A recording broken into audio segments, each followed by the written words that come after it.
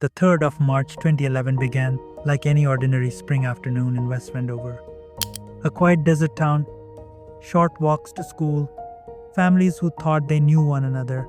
Michaela Costanzo, a bright student and athlete, left class expecting the usual routine, a phone call to say she'd arrived home safe. But that call never came.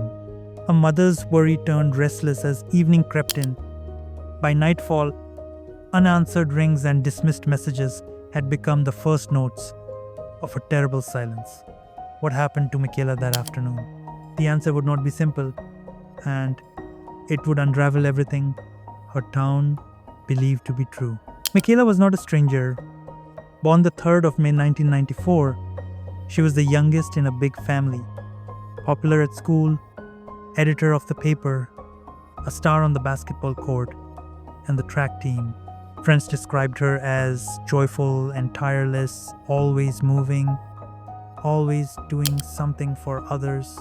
Her family doted on her, insisting on driving her the short half-kilometer to school because they could not shake their protective instinct.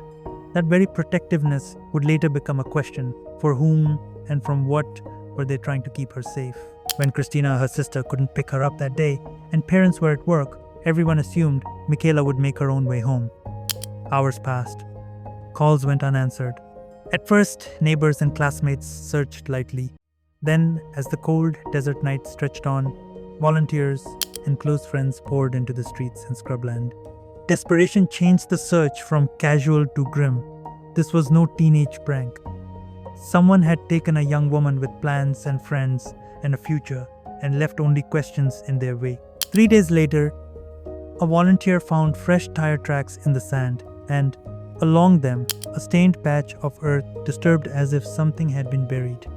That bruise on the land led investigators to an unthinkable scene.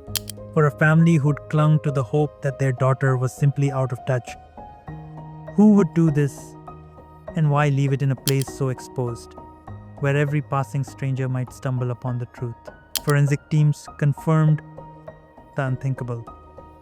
The body was Michaela's. The autopsy revealed wounds that suggested close familiarity between victim and attacker, not a random abductor, but someone who knew her, who had been close enough to see her face, to be in the same car, perhaps the last person she trusted that day. Security footage from school showed her leaving with a boy, not her steady boyfriend Javier, and the boy's face would soon become the center of every whispered theory in West Wendover. Cody Payton had been Michaela's childhood friend. Their families lived in the same complex. He was 18, a high school athlete, engaged to Tony Fretto, and, according to acquaintances, someone who once seemed harmless, but repeated phone calls between Cody and Michaela, and his presence at the scene on the day she vanished, forced the police to call him in. What began as interviews and denials quickly spiraled into a confession, or so the investigators believed. Yet, not everything in Cody's story fit. Tears and trembling words can hide truth as often as they reveal it. If he was responsible, was he acting alone, or had someone coaxed him into a darkness he couldn't name? Tony Fretto, Cody's fiancé, would change the trajectory of the case. In one recorded interview, she told a version that implicated herself. A story of jealousy, fear, and being pulled into a plan she insisted she didn't want. In another, she claimed to have been a frightened accomplice, hitting Michaela in panic after Cody attacked. Her diary, handed over to police, painted a portrait of insecurity and obsessive envy that gave prosecutors a motive to pursue. Which version was truth, which was self-preservation, and which was manipulation? The lines between victim and perpetrator began to blur. As the courtroom drama approached, stories mutated. Cody offered multiple accounts: that Michaela begged him to leave his fiancée, that an argument escalated, that he struck her in panic.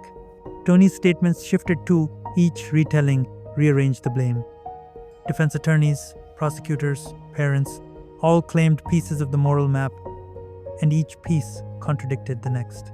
In the haze of emotion and pressure, plea bargains surfaced as a way out, legal pragmatism replacing a single coherent truth. Who would tell the whole story when every confession carried a price? The case closed not with certainty but with sentences. Cody accepted a plea and was sentenced to life without parole. Tony accepted a deal for second-degree murder and a chance at parole after many years. The punishments were severe, but they left open the question the town still whispered. Did the courtroom silence the real story, or did it merely paper over a deeper wound in a community that had watched one of its brightest vanish? For Michaela's family, the public funeral attended by thousands felt like both an honor and a hollow echo. Justice had an answer, but peace remained a promise unfulfilled. Years later, the desert keeps its secret. Cody is behind maximum security walls. Tony remains incarcerated with the possibility of parole. Rumors persist about manipulation, jealousy, and whether a different choice at a different time could have changed everything. The concrete fact is simple and cruel. A cheerful, driven girl died far too young. The rest is a tangle of human motives, the kinds of contradictions courts sometimes resolve but rarely explain away. West Wendover still tells Michaela's story on school walls and in painted rocks, but those memorials ask the same quiet, persistent question. What could have been done to stop this? And who will carry the answer forward so the next ordinary day doesn't become a tragedy?